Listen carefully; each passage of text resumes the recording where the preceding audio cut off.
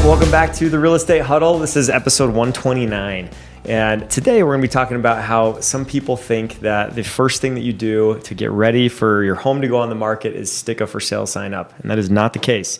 Weeks, months before, there's more planning and preparation that needs to happen. So today we're going to talk about what sellers need to know about what makes sense to do before you list in your home so that you can have the best results in the market. And here's something that homeowners just don't realize. The absolute best time in the market is your first 2 weeks. First 2 weekends will sometimes dictate how your home does. And if you've properly prepped your home, that's when the most showings occur. That's when the most likelihood of getting an offer occurs.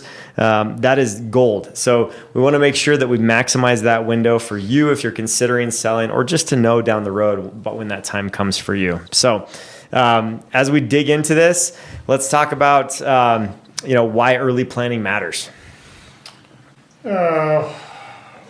Well, that wasn't a super segue there, dude. First on the list of why it matters, or what to do, is this sounds a little self-serving, but you've watched, probably, if you're watching now, you've probably watched this before. Talk with us early, right? This is a big part of what we do, not just pricing the house, but helping you present it in a way that's going to maximize your rally. So don't call your realtor when you want to list on Friday on Wednesday? Yeah. Okay. Like, I got a house going, right? We've been talking for 2 months. We've been getting a lot of stuff ready. Sometimes 6 months. Yeah. Sometimes, year. yeah. We mean it. Like, yeah, we're real estate agents, and it sounds a little biased, but trust us. This is where we earn our keep. Well, I mean, if you put it together and you look at how many homes you've walked into to see the emotional response of a buyer looking at something, right? There's 500 plus homes in a year, right? That's part of what they're paying for when they bring us in. Yeah, so you see that response. So we know what it is that some buyers just can't get over, the mental hurdle, the mental gymnastics it takes to get to what the future state could be. And that's why, so it's a process, right? So, market what's happening in the market, what's different here about maybe where you're coming for where it is. Well, we're going to give you that. It's going to be tied to what's happening right now. That'll start the pricing strategy. How many episodes have we done about talking about the way you can spend money to improve yourself? Yep. Right? So a lot of that pricing strategy is dependent on, can we put some in? What's best timing? What's happening competition-wise?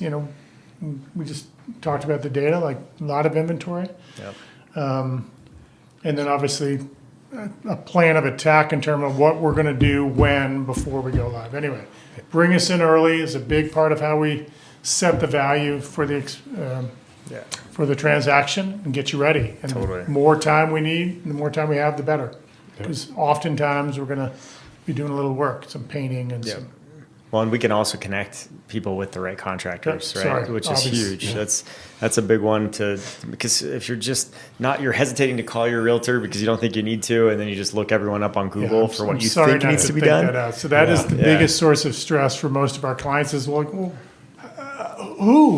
Yeah. It's okay, we got you there. And we've worked with them on multiple deals, so we actually, and if I've used them personally, I will say that, or like, hey, people on my team have used this person because we've got that experience and we've got a relationship with them. So, and they're accountable to us and we're accountable to them. So it's kind of a symbiotic relationships versus just a cold call on Google. So Yes. Cool. And I will just say, okay, no offense to anyone in the room or outside of the room or listening, right? But if you are more linear, logical in nature, maybe an engineer by trade or something like that, call us early. Like, give us a call, because I can't tell you how many times I've come to a house with 2 engineers and they're like, the home is all ready. We've just replaced a 10-year-old furnace because we wanted it to be high efficiency. And then we replaced all the windows and we replaced these 3 toilets, and we've also replaced the water heater. And we're set. We're so excited about this place. And it's like, everything you just did is exciting to you, and it's mechanically, it's functional. It makes sense to do some of that, but there's nothing emotional there in the sale. And so if you struggle to feel like, not to feel emotions, but to have like the knowledge of what sells and how emotions impact a sale and how upgrades impact emotions, then that's why you call your realtor way early on to have them help and be on the same team as you, but maybe uncover some of the gaps that you might have and help you get the home ready for market. Yeah, so if that's the first step, next step is the physical side. Yeah, and we actually have a client that was an engineer who sold his house in Littleton, and he was getting quotes for windows and doing all the different things. And me and Landon met with him, and I think we met in October, and we gave him a punch list. And come like April, all of that list was done, and we got multiple offers. We went over asking price, and they took all these things to make the emotional appeal there instead of all of the, the big ticket items. We'll just deal with that because sometimes people that doesn't care. 10-year-old furnace, they might be happy. Is the headline that he didn't spend $10,000 in windows? Oh, it was $35,000. So And he didn't spend it. he did not spend that. So, but Bing, bing. he painted and staged the home and tripled his money I on that. remember that So listing. That's great. Let's do Yeah. some math. He would have spent the $35,000 in windows and made 15% return on investment, right? Which would have been about what, No, 5,000, yeah, if something like you're that. lucky. So that would have been, he would have lost 30 grand, right? In that case, and instead he took that 35,000 and did probably paint, flooring, maybe counters, maybe appliances, right? Did lighting, paint, a little bit of electrical work, and staging. So we probably spent $5,000, and we got an extra 22 out of the listing. So. Yeah. So 400% return That's instead of a 15%. almost 60 spread. Yeah. Now, a good agent walking through a home is, yes, I'm going to go say, hey, these windows are old or these windows are brand new. They spent some money on this type of stuff. It brings, but the thing is a lot of people aren't looking at those types of things. So it all depends on where you're going to see it. But then at inspection, people are like, oh, these windows don't even open. We got a problem. Yeah. Right? I don't know how many surprises that's been. So Well, and what's more painful, paying a $5,000 credit for windows through after inspection, or paying $35K for new windows and getting $5,000 return? 5,000 back. Yep. All right. I think we know the answer. So the hustle of what needs to happen after you meet with a pro is what's next. What's next would be kind of just decluttering and starting to pack early. Presentation is really important when trying to sell your home. And some things that sellers should do would be like removing excess furniture, clear out the countertops, organize closets, pack items that you're not using daily, and remove your personal items. I would say removing the excess furniture and removing personal items is like a huge thing that I see personally, because like, I don't know, like religious items or like family pictures, or like some people I see that they'll forget, like they'll have these like iPads out, or like their TV has like a slideshow that like shows pictures of their family, and they forget about that because they're like, oh, I took all the pictures down. But when a buyer's walking through a house, they want to be envisioning themselves in the house. Like they don't really want to know anything about you in the nicest way possible. So Yeah. They don't want to see your wedding photo, and then that will distract from them to be able to say, I feel myself living here. or like strong scents and stuff like that Yeah, too. that's Totally. because every buyer's, that's really strong scent. What are they trying to cover up? That's always the response. So I don't know what the answers are going to be. I'm going to ask the question though. How do you all feel when you see that 1/3 of the garage is full of their personal items, including their furniture? Don't care. Yep. Yeah. Unfinished space, don't care. Yeah. Yep. Yeah. Yeah, My doesn't point matter. is that is one way to get decluttered, and a lot of clients are like, but I don't want to make a mess. Like, no, don't worry about that. You gave them a beautiful canvas for them to envision themselves in, and they know that's going to be empty by the time they move in. Yeah. Yep. They just see the space in the garage and that's it. They But- see that you're on top of moving already. That's Yeah. so. But when we talk about the right amount of furniture, it's funny because like some people, they have a huge L-shaped couch with 2 sofas and then a love seat and grandma's old wooden chair all in the family room. And you're like, this room feels tiny. We can just hop from one piece of furniture to the next seat in the house. But like the question we get a lot is, would a vacant home look better? Like, would it be better to just take everything out? So like the hierarchy of that, in my opinion, is, the worst is having way too much furniture in a house. And it just feels convoluted and cluttered. It feels the smallest that way. Then you have vacant house, which also feels small, believe it or not. And then you have house with the right amount of furniture. That's what stagers The do. right sized furniture. Right amount and size of furniture. Did And you know that nails couches it. come in different sizes? Do you believe that? Yeah. And if you have a 10 by 10 room, putting a king size bed in it probably isn't your best option. So get something that, hey, a bed will fit in here, but let's not make it a big king size bed. So Yeah. when you have to crawl over the bed to get to the closet and the doors don't open, it's going to have a hard time filling. Wide bedposts that go up to the ceiling Yes. on each pillar. Or Yeah. like even with the furniture, I think that's why it's good hiring stagers, is because like you want still furniture that they can envision themselves in the house with, if that makes sense. Like not like a bright green couch or something like Yeah. that. And some of the stagers we work with do a really good job of, they come and assess the furniture that you have, and they like, hey, keep this, move this, keep this, move this. And that way you're mixing and matching and whatever else, but it definitely helps kind of set the mood for the home. So a well-staged home is going to just speak volumes. Totally. We've talked about that before. Probably the highest ROI of all the things we might recommending is staging 3 to 1, right? Yeah. The other, Gabby, speaking on decluttering and packing early, please go through the closets and reduce it down to 50 to 40% of what you normally have in a closet. Reduce it down so when they walk in, they don't go, oh, I'm going to outgrow this house right away. Especially if you're dealing with a smaller square footage house, really shrink down what's in that closet. So when they open it up, it's just a white wall with just a few things hanging for color accent, not more or less for, a shirt fits here. Man, you're tough. I tell people 75%. I'm like, reduce it down, hardcore, man. So, but if you want to see more white wall, because the problem is, especially with a smaller square footage home that I've seen, is you walk in and everything's bursting at the seams, and like you're struggling to get the closet door open, and everything's just like falling out, and you just sit back and you're like, oh, there's only 3 people that live here, and we're a family of 4. Like, we're not going to fit. So it just automatically detracts from that, because you can't see yourself fitting in there because they're already bursting at the seams. Yep. Because grandma's got her armoire in the corner and all the other stuff. So Yeah, it's true. Well, and then we get to the Blink 182 section of this dialogue, is all the small things, right? I've seen this kill a deal when we go. Blink 182 is that the name of a All song? of our That's listeners know that song. If you're from Colorado and you watch the Avalanche run in 2022, you know that song. So I do, and I did, and I don't. you're aging yourself, Chad. he can't remember the small I knew things. who That's really Blink what it is. 182 was. Give me something. It's like one of my first concerts that I ever went to. Well, you're like 15. I was when I went, yeah. All the small stuff that just kind of adds up. I've seen that kill deal. So what kind of stuff are we talking about there?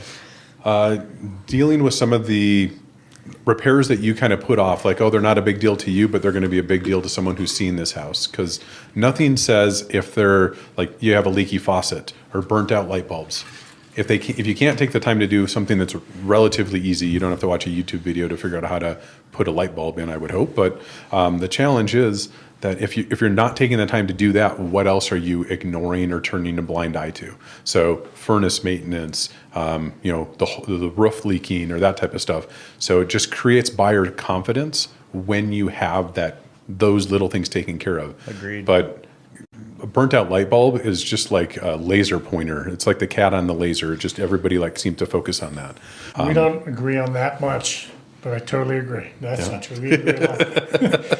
No, I'm a stickler for light bulbs. That's we're talking about sending signals and mismatch brightness and the color spectrums. Spend $33 and get a bunch of new. I think that sends such a positive signal. Yeah, I realize that it's like in the bedroom, you may want to have like a cool light and that type of stuff, but when you want to show the home, you want it as bright as possible. And I'm a sucker for daylight. Yeah, I have a hard time showing houses after sunset because it's just like you're not going to get the full appeal. Well, I mean, there's a type of light bulb, and that's their color scheme. It's called daylight. Yeah. Yep. No. Okay. Yes. I always try and open blinds and get as much natural light in. The other thing, light bulbs being burnt out, don't have a seance in your room. Like you may that may be the corner, your respite in the bedroom is where you go have your seance with the little dark lamp, but that does not appeal to everybody. So repair damaged drywall. Like if you've got a door that opened up and got hit in there or whatever it may be, take the time to get that fixed. If you don't know, we have people that can help fix that for you. Get the texture blended. Because people automatically think it's like, was this a crime scene? Yeah, exactly. Or, oh, they've got an angry teenager. What are we going to do? Yeah. Right. These are going to be horrible people to negotiate Must be with. distressed. Yes. It's like drywall is like so cheap, people, but like buyers magnify those problems. Yep. For sure. Service HVAC. I just on an inspection on a recent home, we got I think it was almost like $1,500 HVAC service taken care of on the inspection, because when we pulled out the furnace filter, it said 2021 on it. They hadn't changed it in like 5 years. That They should just not put years on furnace filters. Yeah. That's their first problem. Certainly not if Yes. you're ever going to change it. yeah. If you're not going to change it, like put it on there March, April, all right, okay. But the other thing, touch-up paint. Go through and touch things up if you happen to have the paint, but also take a look at the wall from an angle. If you can see every spot that you touched up because the sheen is different, maybe apply the paint to the entire wall surface. Or your paint color's different. Yeah, or that's even Because worse. you couldn't find the old one. So, Candidly, we notice that more often than anything else. yeah. As a former painter, if I take flat paint and I put 3 layers on, it's going to start getting a little shine, and that's usually what happens. Yep. So spread it out. Yeah, and feather it out. Test a very small portion of your house before you do Yeah, that. a throughout discreet your area. house. So, Because then you'll end up spending $7,000 to paint your whole house. yeah. So having that buyer confidence when they come in, like if you go on a test drive in a car and there's a whole bunch of rattles in it, it doesn't really inspire you to be like, ooh, what's really wrong here? Same thing with a house. Like do those types of things. Light bulbs, faucets, service your HVAC. I don't know what inspector has not said, hey, this furnace hasn't been serviced. I recommend one. I think it's like a default stamp. It's like a rubber stamp that they just use. So Sounds short-minded, but take a rag to the top of your furnace. yeah, Your water heater. baseboards. Like just do. If you've got little ones, like give them some money and just have them just run the rag and do that type of stuff. But just doing that little stuff will make a huge difference. A good cleaning, but doing that, it takes a long time, and when you're in the throes of things, it's hard to do. So start that kind of stuff early. So Yep. Often, well, after you've done all the small things, there's stuff that buyers are just going to notice, right? Like right when they walk up to the house, the things that they're actually going to see when they're there. So what are some things like just overall appearance that we got to address and make sure we handle? get rid of the spider webs and cobwebs on your exterior lighting. Like rinse all of that off. Good power wash. Yeah. Before. Power wash the outside of your home, the driveway. Like if you've got, Even if it's a thumb hose wash, that sure, works. that works. But Yeah. or if you've got like 2 years worth of mag chloride, dark streaks running down your driveway, go hit it with a pressure washer, make it look a little clean. Good call. And it'll actually save you time because it won't drag into your house and get tramped all over. So I Yeah. feel like what happens sometimes, remember we talked about in our example, we engaged 2 months ago, right? So we're working up towards it. But part of the difficulty with some clients is they've been living here for years and whatever it is we're talking about hasn't affected them. Mm-hmm. So part of this is just training their eyes, their heart Yep. to think about it differently so that when they now look at that overgrown front garden, they know maybe let's pull some weeds out or put some new mulch or trim that bush to make it a little more pleasant. So part of it is this teaching yourself how to look at this house you've been in forever and you've loved, look at it a little different, preparing for the next. I So don't a lot know. of this That's- aesthetic stuff makes me think of that. So one thing is, it says front door looks inviting. I can tell you there's nothing less inviting when you go to a house with a like barred screen door with a deadbolt, a lock on the handle, and then you open that door and then there's a deadbolt and another lock, and you have 4 different keys for all 4 of those locks. Is this a bad forever. area? Sometimes, yeah. It was in Parker. Spencer's not here, so it was in Parker. So. Makes sense. No, I'm just kidding. Yeah, like that's if you have like barred windows and stuff too, like I would take those down before you list your home as well. But just little things like that drive perception to buyers in one way or another. But yeah, I think those are all really good points. Fresh fruit, plants bring life to the home, so it's kind of a staging trick that I think is really good. But yeah, there's colors too that women dream of, colors of doors. Gabby, can you believe that? I've heard Bright yellow What doors, is- kind of like this. Like this? I've heard some women say, I just have always dreamt of buying a house with a red door or a yellow. My wife is What's yellow. the story about Jasmine? Yeah. She's like, I can't move in because the door's not yellow yet. Yeah, the minute we move in, it's going to be yellow. Yeah, that's just our Once you get trademark. HOA approval. Okay. Or after. Jesse, I want that cut. I'm going to bring that in so we can. So awesome. Well, let's sum it up here. You know, as far as just how the home once the home looks great inside and out, final step is just making sure that the marketing is going to be professional and driving that home. So I think that the key there is making sure you're doing HD photography, not just snapping shots with your iPhone or an old camera. It works really good if you snap pictures with your iPhone into the bathroom and you get a picture of the person taking the photo in the photo. You're wearing like an old white T-shirt. It's great. Yeah, it's, Don't do that. So- Don't do that. And then video tours are really good, whether it's a 3D tour that you can go see the whole house with or like a walkthrough video. It helps people just get more engaged. Like the old adage of like, don't show them too much because then they won't be interested and they won't call on the house is over. Because like everyone can explore and see. And if like 8 other properties show a whole tour of the house and yours doesn't, then they may stay on those properties longer and they'll be more likely to set up a showing because they're more engaged.